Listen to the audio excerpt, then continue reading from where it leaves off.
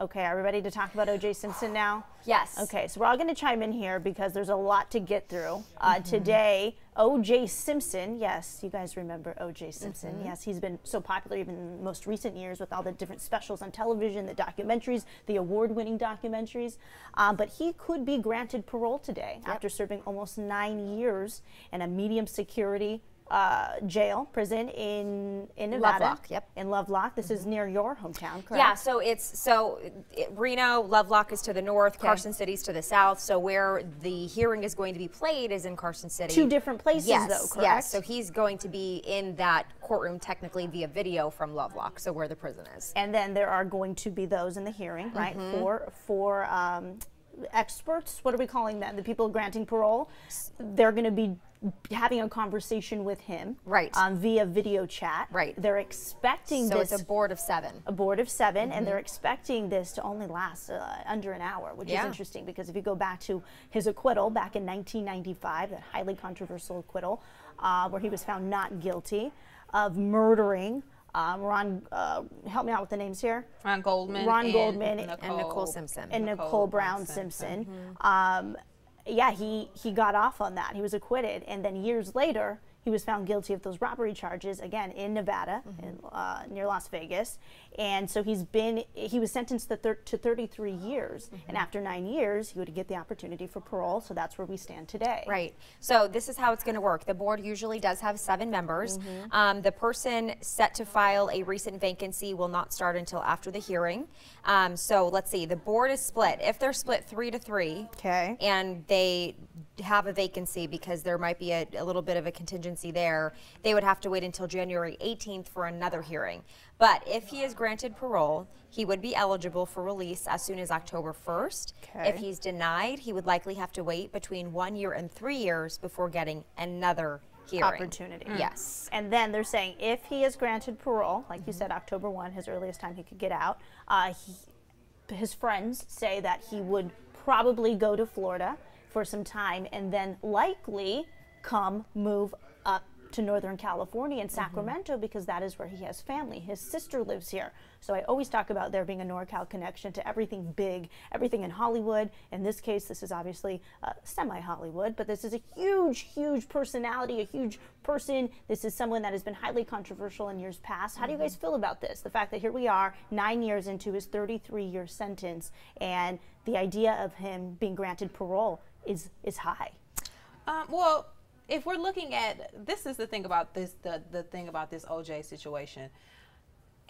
Public speculation says that the punishment that OJ received for the incident that happened in Vegas was residual damage for what happened to Nicole and Ron. Right. Everybody pretty much getting off on that. Everybody pretty much is in agreement with that. Even though OJ was considered to be found guilty in the civil case, which is why he had to end up paying like the $33 million. Exactly. So he was technically at fault for their deaths, but in the actual murder trial, he was found not guilty. So if you're looking at the case, at this case that he is on parole, potentially paroled for, 33 years is a bit much. So a normal person would say, oh, okay, so good behavior, you're going to get out because that's whatever. However, he wouldn't be in jail for the 33 years in the first place if it weren't for the first incident that happened with Nicole and Ron. So that's a part of that makes the spectacle. That makes the conversation. That makes it like, oh, is he finally getting out? Because he's paying the price for what he did, even though officially on paper that is not the case. So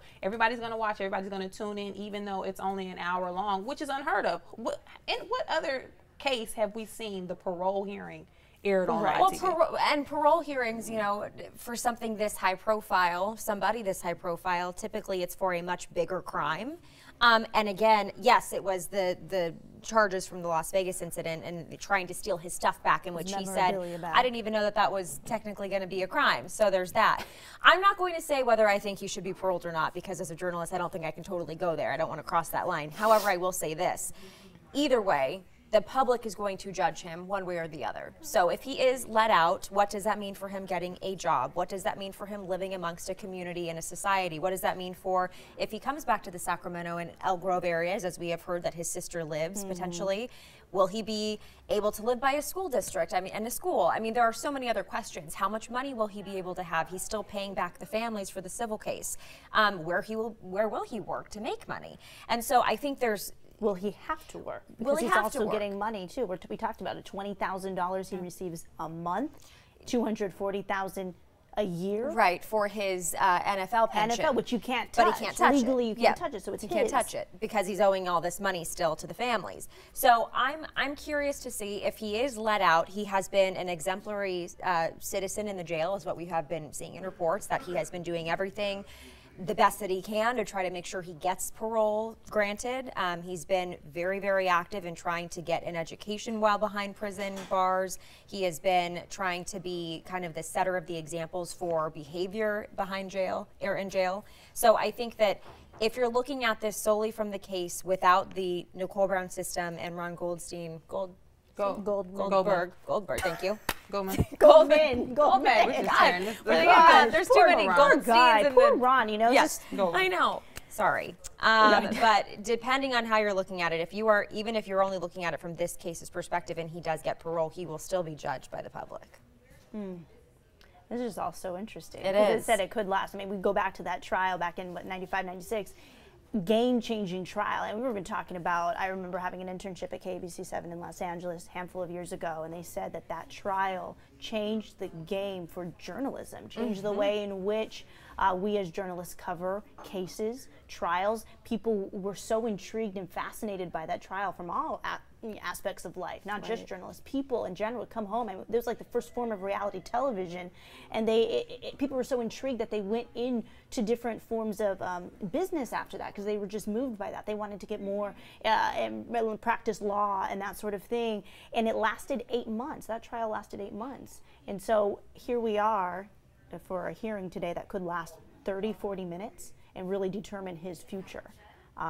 What do you think OJ's doing right now? Well, I think OJ, if he, as a business person, what he probably is doing or should be doing is considering the fact that everyone is profiting off of the situation that happened starting in the 90s to up until now. You have the FX. Well, he wrote his own book. He had his own book, and it got and then the Goldmans were able to take control of the book and put the kibosh on it. But you had the People versus OJ. OJ Made in America. You have all of these. Besides that, ESPN had documentaries, a great 30 for 30 documentary on OJ. They did. So everyone is banking off of OJ, probably except OJ. So regardless of if he gets out or not, I wouldn't put it past his lawyers or his team to be thinking, how can we get some of this money? But then on the flip side, if OJ has no intention of paying the Goldman and the Goldman family at all, then he probably is just looking forward to not doing anything. Well, Ruben says he is a man like anyone else. OJ should be treated the same as anyone else looking at parole. If he is doing good and improved, then yes, he should be allowed parole. And real quickly, I was looking at how today is going to go down. He's not going to be in black and white stripes. I'm just getting that. You're right seeing here that too? So he's going to wear jeans, a state-issued dark blue collared shirt. He's also expected to look trimmer than back in 2013. Well, that's good. Losing about 70 pounds, according to reports. He is ready to be granted parole, but we will see what happens again. That hearing going down in less than 2 hours at 10 a.m. our time, 1 p.m. Eastern time. Yep.